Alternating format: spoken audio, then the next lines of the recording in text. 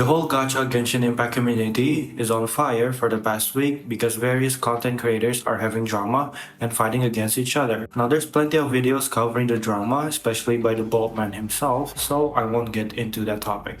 But I want to talk about the root cause of this whole controversy, the catalyst that started the domino effect, the reason that made the CN community riot, and the difference between Honkai Star Rail and Genshin Impact. It's not about one game is better than the other, or one is an exploration game while the other is third-based, or even about which game is more F2P friendly. It's about how both games treats its players, and how one game treats them with respect while the other doesn't.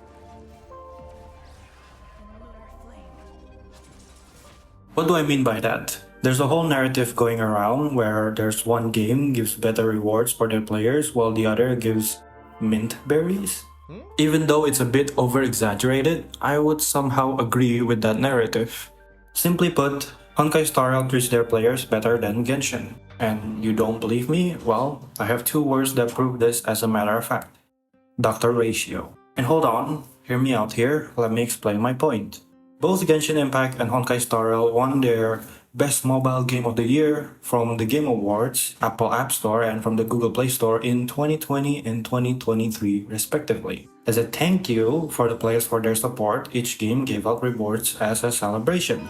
Genshin gave out 1600 Primo Gems equating to 10 pulls, and you might be thinking, oh hey, that ain't too bad.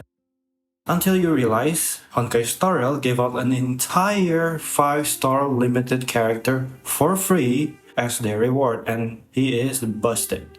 And if you're saying, oh, we also got Aloy, stop coping. There's also the case on the amount of free pulls you got with every patch of their games. Honkai Star Rail gives 10 pulls every single patch since its release, and if you think it's to compensate their lack of exploration in chess, well, you're terribly wrong. If you look at the charts, on the left is how many pulls Genshin gives per patch, and on the right is how many Honkai Star Rail gives. And as you can see, that's a close 30 to 50% increase in free pulls in Honkai Star Rail. Now I understand that both games are different. Star Rail needs to have several characters built for their break mechanic, meaning you need a lot more investment in total, while in Genshin, you just need a Hyper Bloom team and you're set for most of the game. Though statistically speaking, HSR just gives more pulls than Genshin. It's based on fact, data, and numbers, and you can't deny that.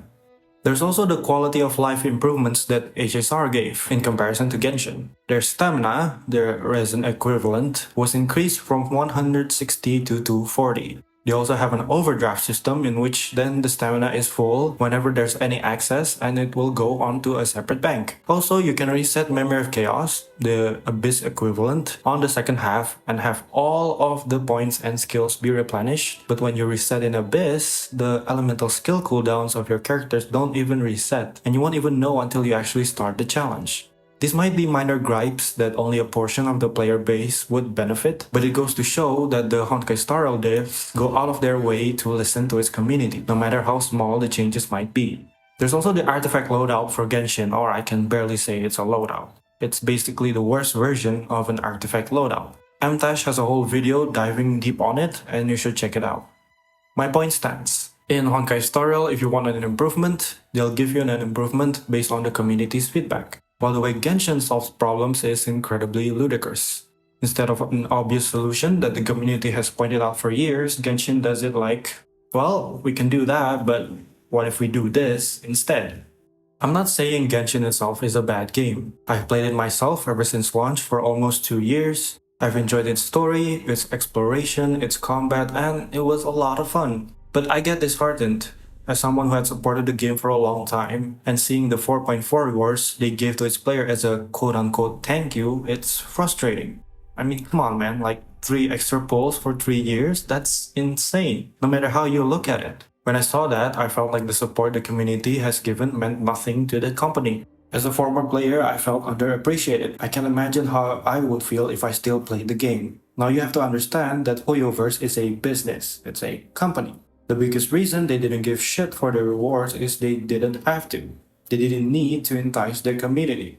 Genshin has such a strong chokehold over the market that they believe anything they do, their players will just let it slide and move on with their lives. And they're kind of right. I mean, look at the news cycle right now. It's centered around the drama of large content creators having beef with one another instead of focusing on the main issue. The issue of Genshin treating its players with dog shit. The issue of Genshin treating the 3.5 years of support of their community only worth 3 limited pulls. Genshin players deserve better. Hi, I'm Garu. Make sure to like, comment, and subscribe. I'll be posting more content revolving around Honkai Star and Wuthering Waves with the occasional Genshin thoughts. So Hoyoverse, fix your shit and just give a 5-star for fuck's sake. I'll see you next time. See ya.